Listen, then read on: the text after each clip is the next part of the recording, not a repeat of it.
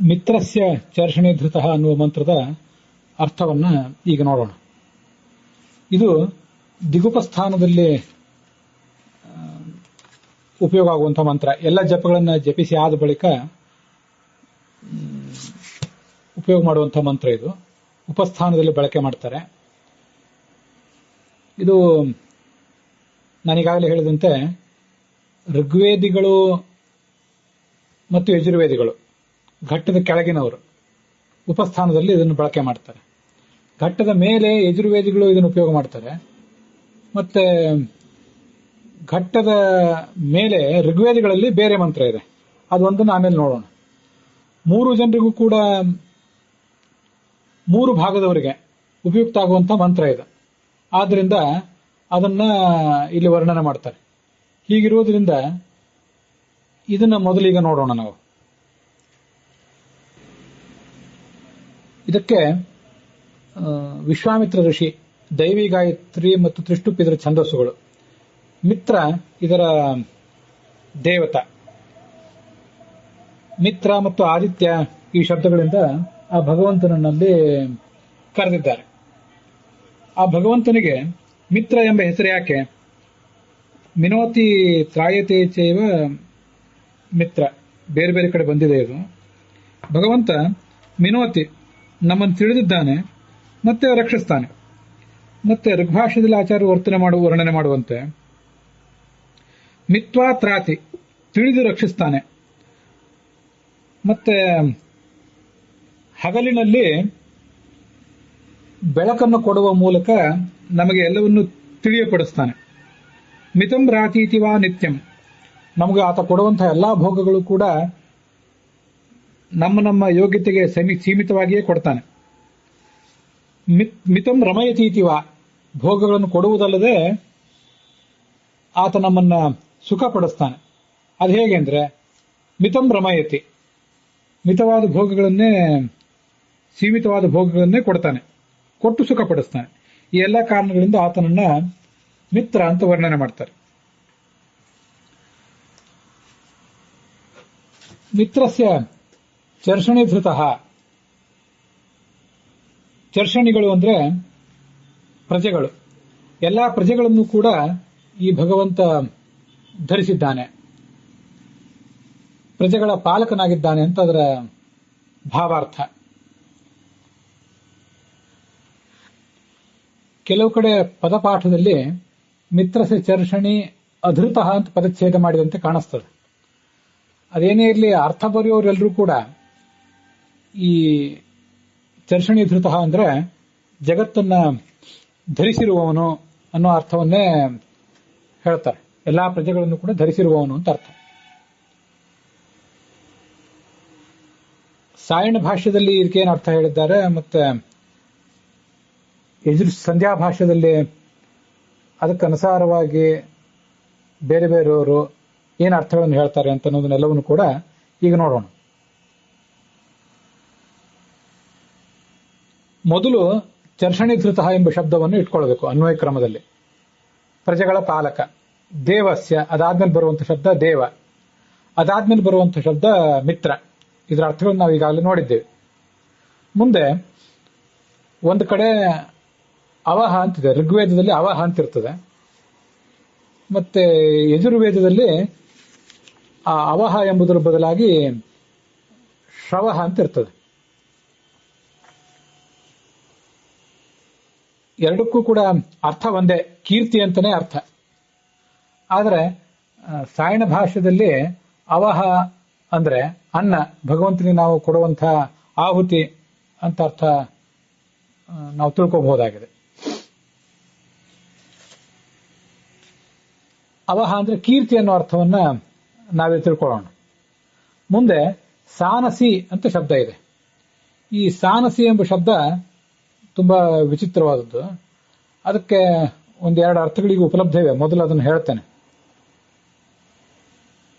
ಸಾಯಣ ಭಾಷ್ಯಕ್ಕನುಸಾರವಾಗಿ ಸಾನಸಿ ಅಂದ್ರೆ ಸಂಭಜನೀಯ, ಸರ್ವೈಹಿ ಸಂಭಜನೀಯ. ಅವರು ಅವಹ ಅನ್ನೋ ಶಬ್ದಕ್ಕೆ ಆಹುತಿ, ಭಗವಂತನಿಗೆ ನಾವು ಕೊಡುವಂತಹ ಅನ್ನ ಅಂತ ಅರ್ಥ ಮಾಡಿ, ಅದಕ್ಕೆ ಸಾನಸಿ ಅಂದ್ರೆ ಎಲ್ಲರಿಂದಲೂ ಭಜಿಸಲಿಕ್ಕೆ ಯೋಗ್ಯವಾದದ್ದು ಅಂತ ಅರ್ಥವನ್ನು ಮಾಡಿದ್ದಾರೆ. ಆ ಭಗವಂತ ಸ್ವೀಕಾರ ಮಾಡುವಂತಹ ಅನ್ನವನ್ನೇ ಆತನಿಗೆ ನೈವೇದ್ಯ ಮಾಡಿದ ಬಳಿಕ ಎಲ್ಲ ಭಕ್ತರಾದವರು ಕೂಡ ಸ್ವೀಕಾರ ಮಾಡ್ತಾರೆ. ಆದ್ರಿಂದ ಸಾನಸಿ ಅಂದ್ರೆ ಹಂಚಿಕೊಂಡು ಸ್ವೀಕಾರ ಮಾಡುವಂಥದ್ದು ಅಂತ ಹೀಗೆ ಅರ್ಥ ಆಗ್ತದೆ ಸಾಯಣ ಭಾಷ್ಯಕ್ಕೆ ಅನುಸಾರವಾಗಿ. ಇನ್ನು ಯಜುಸ್ಸಂಧ್ಯಾ ಭಾಷ್ಯ ಅದಕ್ಕನುಸಾರವಾಗಿ ಸಾನಸಿಂ ಅಂದ್ರೆ ನ ಕೇವಲಂ ಅಷ್ಟು ಮಾತ್ರ ಅಲ್ಲ. ಅದು ಯಾವುದು ಎಷ್ಟು ಮಾತ್ರ ಅಲ್ಲ ಏನು ಅಂತ ಅನ್ನೋದನ್ನ ಈಗ ಮುಂದೆ ನೋಡೋಣ. ಅಂತೂ ಎರಡು ಅರ್ಥಗಳು ಏನಿವೆ ಅಂತ ಅನ್ನೋದನ್ನ ಹೇಳಿದೆ. ಋಗ್ವೇದದಲ್ಲಿ ಸಾನಸಿ ಅಂತಿದೆ, ಯಜುರ್ವೇದದಲ್ಲಿ ಸಾನಸಿಂ ಅಂತ ಇದೆ. ಅಂತೂ ಸಾನಸಿ ಅನ್ನುವುದಕ್ಕೆ ಎಲ್ಲರೂ ಹಂಚಿಕೊಂಡು ಉಪಯೋಗ ಮಾಡುವಂಥದ್ದು ಅಂತ ಸಾಯಣ ಭಾಷ್ಯದ ಅರ್ಥ ಆದರೆ ಅಷ್ಟು ಮಾತ್ರ ಅಲ್ಲ ಅಂತನ್ನುವುದು ಈ ಯಜುಸ್ಸಂಧ್ಯಾ ಭಾಷ್ಯದಲ್ಲಿ ಆಯಿ ಸತ್ಯನಾಥಾಚಾರ್ಯರು ತಿಳಿಸುವಂತಹ ಅರ್ಥ. ಹಾಗಾದರೆ ಅಷ್ಟು ಮಾತ್ರ ಅಲ್ಲ ಅಂತ ಅರ್ಥ ಆದಾಗ ಒಟ್ಟಾರೆ ವಾಕ್ಯದ ತಾತ್ಪರ್ಯ ಏನು? ಅದು ಈ ಮುಂದಿನಂತೆ ಆಗ್ತದೆ. ಈ ಭಗವಂತನ ಕೀರ್ತಿ ಏನಿದೆ ಇದು ನಮ್ಮ ಕರ್ಣಗಳಿಗೆ ಆನಂದದಾಯಕವಾದದ್ದು, ತುಂಬಾ ಸಂತೋಷವನ್ನು ಕೊಡುವಂಥದ್ದು. ಕರ್ಣದ ಮೂಲಕ ನಮ್ಮ ಮನಸ್ಸಿಗೆ ತುಂಬಾ ಸಂತೋಷವನ್ನು ಕೊಡುವಂಥದ್ದು. ಅಷ್ಟು ಮಾತ್ರ ಅಲ್ಲ, ಎಲ್ಲ ಅಭೀಷ್ಟದಾಯಕವೂ ಕೂಡ ಆಗಿದೆ. ಸಾನಸಿ ಅಂದ್ರೆ ನ ಕೇವಲಂ ಅಂತ ಆ ಅರ್ಥ. ಕೇವಲ ಶ್ರೋತುಂ ಯೋಗ್ಯವಾದ ಮಾತ್ರ ಅಲ್ಲ, ಕಿಂತು ಶ್ರೋತೃಣ ಫಲದಾನಶೀಲಂ. ಶ್ರೋತೃಗಳಿಗೆ ಎಲ್ಲ ರೀತಿಯಾದಂಥ ಫಲವನ್ನೂ ಕೊಡುವಂಥದ್ದಿದು ಅನ್ನುವ ಸಂಗತಿ ಸತ್ಯವಾಗಿದೆ. ಸತ್ಯಂ ಚಿತ್ರಶ್ರವಸ್ತಮಂ ಅಂತಿದೆ ಅಲ್ಲಿ ಮುಂದೆ ಯಜುರ್ವೇದದಲ್ಲಿ. ಋಗ್ವೇದದಲ್ಲಿ ದ್ಯುಮ್ನಂ ಚಿತ್ರಶ್ರವಸ್ತಮಂ ಅಂತಿದೆ. ಋಗ್ವೇದದ ಪ್ರಕಾರ ಆ ದ್ಯುಮ್ನಂ ಚಿತ್ರಶ್ರವಸ್ತಮಂ ಅಂದ್ರೆ ಭಗವಂತನ ಕೀರ್ತಿ ಕರ್ಣ ರಸಾಯನವಾಗಿದೆ, ಕರ್ಣಕ್ಕೆ ಆನಂದದಾಯಕವಾಗಿದೆ, ಮತ್ತೆ ಲೋಕಪ್ರಸಿದ್ಧವೂ ಆಗಿದೆ ಅಂತ ಅರ್ಥ. ದ್ಯುಮ್ನ ಅಂದ್ರೆ ಬೆಳಕು, ಬೆಳಕಿನಂತೆ ಎಲ್ಲ ಕಡೆ ಜಗತ್ತಿನಲ್ಲಿ ಅದು ತುಂಬಿಕೊಂಡಿದೆ. ಬೆಳಕು ಹೇಗೆ ಎಲ್ರಿಗೂ ವೇದ್ಯ ಆಗ್ತದೋ ಹಾಗೆ ಭಗವಂತನ ಕೀರ್ತಿಯೂ ಕೂಡ ವೇದ್ಯ ಆಗಿದೆ ಅಂತ ಅರ್ಥ. ಶ್ರವಸ್ತಮ ಅಂತಂದ್ರೆ ಈ ಕೇಳಬೇಕಾದದ್ದು, ತುಂಬಾ ಸಂತೋಷದಿಂದ ಕೇಳಬೇಕಾದದ್ದು ಅಂತ ಅದರ ಅರ್ಥ. ಅದರಲ್ಲಿ ಚಿತ್ರಶ್ರವಸ್ತಮ ಅಂತಂದ್ರೆ ತುಂಬಾ ಆಸಕ್ತಿಯಿಂದ ಸೂಕ್ಷ್ಮವಾದ ದೃಷ್ಟಿಯಿಂದ ಕೇಳಬೇಕಾದದ್ದು, ಇದು ಹೀಗರ್ಥ. ಶ್ರವಸ್ತಮ ಅಂದ್ರೆ ಕೇಳಲಿಕ್ಕೆ ಯೋಗ್ಯವಾದ್ದು, ಚಿತ್ರಶ್ರವಸ್ತಮ ಚಿತ್ರ ಅಂದ್ರೆ ತುಂಬಾ ವಿಲಕ್ಷಣವಾದದ್ದು, ತಮ ಅಂದ್ರೆ ಅದರಲ್ಲೇ ಅತ್ಯಂತ ಶ್ರೇಷ್ಠವಾದದ್ದು, ಹೀಗರ್ಥ. ಅತಿಶಯೇನ ವಿಚಿತ್ರ ಶ್ರವ ಸಂಶೋತುಂ ಯೋಗ್ಯಂ. ಚಿತ್ರ ಅಂದ್ರೆ ವಿಚಿತ್ರ ಅಂತ ಅರ್ಥ. ಶ್ರವಸ್ತಮ ಅಂದ್ರೆ ಅತ್ಯಂತ ಆಸಕ್ತಿಯಿಂದ ಕೇಳಬೇಕಾದಂತಹ ವಿಷಯ ಅಂತ ಅರ್ಥ. ಹೀಗಿದು ಅದ್ಯುಮ್ನ ಮತ್ತೆ ಸತ್ಯ ಇವೆರಡು ಶಬ್ದಗಳಿಗಿರುವಂತಹ ಒಂದು ವ್ಯತ್ಯಾಸ. ಭಗವಂತನ ಕೀರ್ತಿ ಕೇಳಲಿಕ್ಕೆ ಇಂಪಾಗಿರುವುದು ಮಾತ್ರ ಅಲ್ಲ, ಅದು ಎಲ್ಲ ಫಲದಾಯಕವೂ ಆಗಿದೆ ಅನ್ನುವುದು ಸತ್ಯವಾಗಿದೆ. ಇದು ಯಜುರ್ವೇದದ ಮಂತ್ರಕ್ಕೆ ಅರ್ಥ ಬರೆದಂತಹ ಸತ್ಯನಾಥಾಚಾರ್ಯರು ಹೇಳಿದಂತಹ ಅರ್ಥ. ದ್ಯುಮ್ನ ಅಂದ್ರೆ ಅದು ಲೋಕಪ್ರಸಿದ್ಧವಾಗಿದೆ, ಕಿವಿಗೆ ಇಂಪಾಗಿಯೂ ಇದೆ, ಲೋಕಪ್ರಸಿದ್ಧವೂ ಆಗಿದೆ ಅಂತ ಇದೊಂದು ಅರ್ಥ. ಈಗ ಈ ಸಾನಸಿ ಎಂಬ ಶಬ್ದಕ್ಕೆ ಏನು ಅರ್ಥ ಆಗ್ತದೆ ಅಂತ ಅನ್ನೋದನ್ನ ನೋಡೋಣ. ಸಾನಸಿ ಅಂದ್ರೆ ಎಲ್ಲರಿಂದಲೂ ಹಂಚಿಕೊಂಡು ಉಪಯೋಗ ಮಾಡಲಿಕ್ಕೆ ಅರ್ಹವಾದಂತಹ ವಸ್ತು ಅಂತ ಅರ್ಥ ಹೇಳಿದ್ದಾರೆ ಸಾಯಣ ಭಾಷ್ಯದಲ್ಲಿ. ಸಾಯನಸಿ ಅಂದ್ರೆ ಅಷ್ಟು ಮಾತ್ರ ಅರ್ಥ ಅಲ್ಲ, ಇದು ಕೇವಲ ಕಿವಿಗೆ ಇಂಪಾದದ್ದು ಮಾತ್ರ ಅಲ್ಲ, ಹೊರತು ಎಲ್ಲರಿಗೂ ಫಲದಾಯಕನೂ ಆಗಿದೆ. ಹೀಗೆ ಸಾನಸಿ ಅಂದ್ರೆ ನ ಕೇವಲಂ ಅಷ್ಟು ಮಾತ್ರ ಅಲ್ಲ ಅಂತ ಅರ್ಥ. ಇದು ಸತ್ಯನಾಥಾಚಾರ್ಯ ಹೇಳಿದ ಅರ್ಥ. ವಾಸ್ತವಿಕವಾಗಿ ಸಾನಸಿ ಎಂಬ ಶಬ್ದಕ್ಕೆ ಲಾಭದಾಯಕ, ಲಾಭಯುಕ್ತ ಅಂತ ಅರ್ಥ. ಇದನ್ನ ಋಗ್ಭಾಷ್ಯದಲ್ಲಿ ಆಚಾರ್ಯರು ಪ್ರಯೋಗ ಮಾಡಿದ್ದಾರೆ. ಆದ್ರಿಂದ ಈ ಸಾಯಣ ಭಾಷ್ಯದಲ್ಲಿ ನಮಗೆ ಸಿಕ್ಕಂತಹ ಅರ್ಥ, ಹಾಗೆ ಸತ್ಯನಾಥಾಚಾರ್ಯರು ಹೇಳಿದಂತಹ ಅರ್ಥ, ಅವೆರಡನ್ನೂ ಬದಿಗಿಟ್ಟು ಲಾಭದಾಯಕ ಅನ್ನುವಂಥ ಅರ್ಥವನ್ನೇ ನಾವು ಸ್ವೀಕಾರ ಮಾಡೋಣ. ಅಂಥ ಪ್ರಯೋಗ ಅಲ್ಲಿ ಎಲ್ಲಿದೆ? ರಯಿಂ ಸಾನಸಿಂ ಅಂತ ಋಗ್ವೇದದಲ್ಲಿ ಒಂದು ಪ್ರಯೋಗ ಇದೆ. ಅದಕ್ಕೆ ಸಾನಸಿಂ ಲಾಭಯುಕ್ತಂ ಅಂತ ಅರ್ಥವನ್ನ ಆಚಾರ್ಯರು ವರ್ಣನೆ ಮಾಡಿದ್ದಾರೆ. ಋಗ್ವೇದದ ಅಷ್ಟಕ ಕ್ರಮದಲ್ಲಿ 1-1-15, ಮಂಡಲ ಕ್ರಮದಲ್ಲಿ 1-3-8 ಅಲ್ಲಿ ಬರುವಂತಹ ಐಂದ್ರಂ ಸಾನಸಿಂ ರಯಿಂ ಸಜಿತ್ವಾನಂ ಸದಾಸಹಂ ವರ್ಷಿಷ್ಠ ಮೂತಯೇ ಭರ ಅಂತ ಮಂತ್ರ. ಆಚಾರ್ಯರು ಜೈನಾ ಸಹಿತಂ ಲಾಭಯುಕ್ತಂ ವಿತ್ತಂ ಸಾನಸಿಂ ರಯಿಂ, ಸಾನಸಿ ಅಂದ್ರೆ ಲಾಭಯುಕ್ತವಾದದ್ದು, ರೈ ಅಂದ್ರೆ ವಿತ್ತ.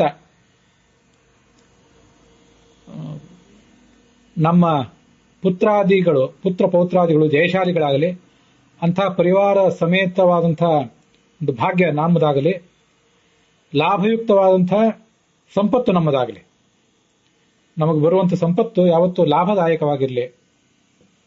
ಸಾನ ಅಂದ್ರೆ ಲಾಭ, ಅದಕ್ಕೆ ಅಸಿ ಅಂತ ಒಂದು ಪ್ರತ್ಯಯ, ಮತುಪ್ಪೆಂಬ ಅರ್ಥವನ್ನು ಕೊಡುವಂತಹ ಪ್ರತ್ಯಯ ಅದು.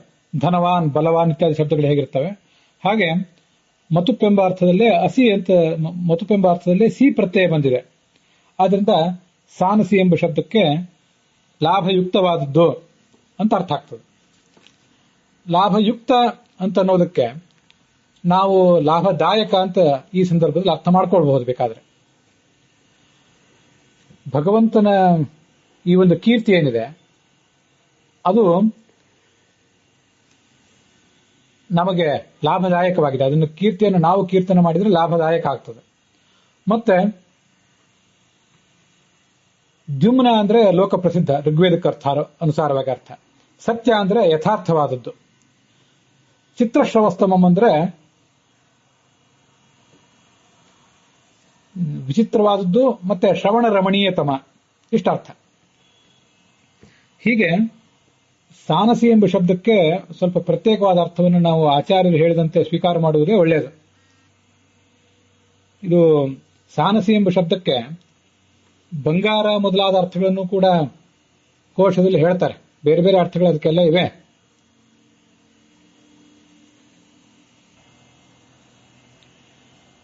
ಲ್ಯೂಕ್ರೇಟಿವ್, ಎಂಜಾಯಬಲ್, ಮತ್ತೆ ವಿಕ್ಟೋರಿಯಸ್, ಜಯಶಾಲಿ ಆದವನು, ಗೋಲ್ಡ್ ಅಂತ ಅರ್ಥ. ಅಂತೂ ಲಾಭ, ಸುಖ, ಆನಂದ ಇತ್ಯಾದಿ ಅನೇಕ ಅರ್ಥಗಳನ್ನ ಈ ಸಾನಸಿ ಎಂಬ ಶಬ್ದ ವರ್ಣನೆ ಮಾಡ್ತದೆ ಕೋಶಗಳ ಪ್ರಕಾರನೇ. ಋಗ್ವೇದದಲ್ಲೇ ಬೇರೆ ಬೇರೆ ಕಡೆ ಬಂದಿರುವಂತಹ ಅನೇಕ ಅರ್ಥಗಳನ್ನೆಲ್ಲ ತಗೊಂಡು ಶಣು ದಾನೆ, ಶಣು ಅಂತ ಧಾತುವಿನ ಮೂಲ ರೂಪ, ಅದಕ್ಕೆ ಅಸಿ ಅಂತ ಒಂದು ಪ್ರತ್ಯಯ, ಸಿ ಅಂತ ಒಂದು ಪ್ರತ್ಯಯ ಅಂತಲೂ ನಾವು ನೋಡಿದ್ವಿ. ಈಗ ಅಸಿ ಅಂತ ಮತ್ತೊಂದು ಪ್ರತ್ಯಯ. ಸನ್ಯತೆ, ದೀಯತೆ, ಎಲ್ಲರಿಗೂ ಕೊಡಲ್ಪಡುತ್ತದೆ. ಬಂಗಾರ ಎಲ್ಲರಿಗೂ ಕೊಡಲ್ಪಡುತ್ತದೆ ದಕ್ಷಿಣಾರೂಪವಾಗಿ. ಅದಕ್ಕಾಗಿ ಅದನ್ನ ಸಾನಸಿ ಅಂತ ಹೇಳ್ತಾರೆ ಅಂತೊಂದು ಅರ್ಥ ಹೊಂದಿದ್ದಾರೆ. ಬಂಗಾರ ಅಂತಾನೆ ಅರ್ಥ ಆಗಬಹುದು, ಅಥವಾ ಸಾಯಣ ಭಾಷೆಯಲ್ಲಿ ಬಂದಿರುವಂತೆ ಎಲ್ಲರೂ ಅದನ್ನ ಸ್ವೀಕಾರ ಮಾಡುವಂಥದ್ದು, ಹಂಚಿಕೊಂಡು ಸ್ವೀಕಾರ ಮಾಡುವಂಥದ್ದು ಅಂತ ಅರ್ಥ ಹಾಗೂ ಆಗಬಹುದು. ಅತ್ಯಂತ ಆಕರ್ಷಕವಾದದ್ದು, ಬೆಲೆ ಬಾಳುವಂಥದ್ದು, ಎಲ್ಲರಿಗೆ ಗಮನಕ್ಕೆ ಯೋಗ್ಯವಾದ್ದು ಅಂತ ಅರ್ಥನೂ ಆಗಬಹುದು. ಅಂತೂ ನ ಕೇವಲಂ ಅಂತೇನು ಅರ್ಥವನ್ನು ಹೇಳಿದ್ದಾರೆ ಆಯಿ ಸತ್ಯನಾಥಾಚಾರ್ಯ, ಆ ಅರ್ಥವನ್ನ ಬಿಟ್ಬಿಡೋದು ಒಳ್ಳೆಯದು. ಅನೇಕ ಕಡೆ ಆ ಸತ್ಯನಾಥಾಚಾರ್ಯರಿಗೆ ಆ ಯಜುರ್ವೇದ ಸಂಧ್ಯಾಭಾಷ್ಯದಲ್ಲೇ ಸರಿಯಾದ ಯಜುರ್ವೇದದ ಪಾಠ ಪ್ರಕಾರ ಅರ್ಥವನ್ನ ಅವ್ರು ಹೇಳಲಿಲ್ಲ ಅಂತ ಅನ್ನೋದು ನಮ್ಮ ಗಮನಕ್ಕೆ ಬಂದಿದೆ. ಈ ಹಿಂದೆ ನಾವು ಅದನ್ನು ನೋಡಿದ್ದೇವೆ, ಪೂತಂ ಪವಿತ್ರೇಣೇ ವಾದ್ಯಂ ಇತ್ಯಾದಿ ಕಡೆ. ಹಾಗಾಗಿ ಒಟ್ಟಾರೆ ಆ ವ್ಯಾಖ್ಯಾನ, ಅವರು ಸ್ವೀಕಾರ ಮಾಡಿರುವಂತಹ ಮಂತ್ರದ ಪಾಠ ಮತ್ತು ಅದರ ಅರ್ಥ ಅವೆಲ್ಲ ಪೂರ್ಣ ವಿಶ್ವಾಸಕ್ಕೆ ಯೋಗ್ಯ ಅಲ್ಲ. ಆದ್ರಿಂದಲೇ ನ ಕೇವಲಂ ಅಷ್ಟು ಮಾತ್ರ ಅಲ್ಲ, ಮೋರೋವರ್ ಅಂತೇನು ಅವ್ರು ಏನು ಹೇಳಿದ್ದಾರೆ ಆ ಅರ್ಥವನ್ನು ಬಿಟ್ಟು ಬಿಡೋಣ. ಸಾನಸಿ ಅಂದ್ರೆ ಹಂಚಿಕೊಂಡು ಸ್ವೀಕಾರ ಮಾಡಬೇಕಾದ್ದು ಅಂತ ಸಾಯಣ ಭಾಷೆದಲ್ಲಿ ಏನಿದೆ ಅದಾದರೂ ತಕ್ಕ ಮಟ್ಟಿಗೆ ಗ್ರಾಹ್ಯವೇ ಆಗಿದೆ. ಆಚಾರ್ಯರು ಸ್ಪಷ್ಟವಾಗಿ ಲಾಭಯುಕ್ತ ಅಂತ ಹೇಳಿದ್ದಾರೆ. ನಮಗೆ ಲಾಭದಾಯಕವಾದ್ದು ಅಂತ ಸ್ವಲ್ಪ ಹೊಂದಾಣಿಕೆ ಮಾಡ್ಕೊಳ್ಳೋಣ. ಆವಾಗ ಈ ಮಂತ್ರದ ಅರ್ಥ ನಮಗೆ ಸ್ಪಷ್ಟ ಆಗ್ತದೆ. ಕೊನೆಗೊಂದು ಬಾರಿ ಆ ಇಡೀ ಮಂತ್ರದ ಅನ್ವಯಾರ್ಥವನ್ನ ಹೇಳ್ತೇನೆ. ಚರ್ಷಣೀಧೃತ ಎಲ್ಲ ಪ್ರಜೆಗಳನ್ನು ಪಾಲಿಸುವ, ದೇವಸ್ಯ ದೇವನಾದ, ಮಿತ್ರಸ್ಯ ನಮ್ಮೆಲ್ಲರನ್ನು ತಿಳಿದು ರಕ್ಷಿಸುವ, ಅವಹ ಅಥವಾ ಶವಹ ಆ ಕೀರ್ತಿ ಎಂಬುದು, ಸಾನಸಿ ಅಥವಾ ಸಾನಸಿಂ ಆಗಿದೆ, ಅಂದ್ರೆ ನಮಗೆ ಲಾಭದಾಯಕವಾಗಿದೆ. ಮತ್ತದು ದ್ಯುಮ್ನ ಲೋಕ ಪ್ರಸಿದ್ಧವಾಗಿದೆ. ಒಂದು ಪಾಠ ಋಗ್ವೇದದ ಪಾಠ. ಯಜುರ್ವೇದದ ಪಾಠದ ಪ್ರಕಾರ ಸತ್ಯಂ ಸತ್ಯವಾಗಿದೆ. ಚಿತ್ರಶ್ರವಸ್ತಮಂ ವಿಚಿತ್ರವೂ ಆಗಿದೆ, ಶ್ರವಣಕ್ಕೆ ಅತ್ಯಂತ ರಮಣೀಯವೂ ಆಗಿದೆ.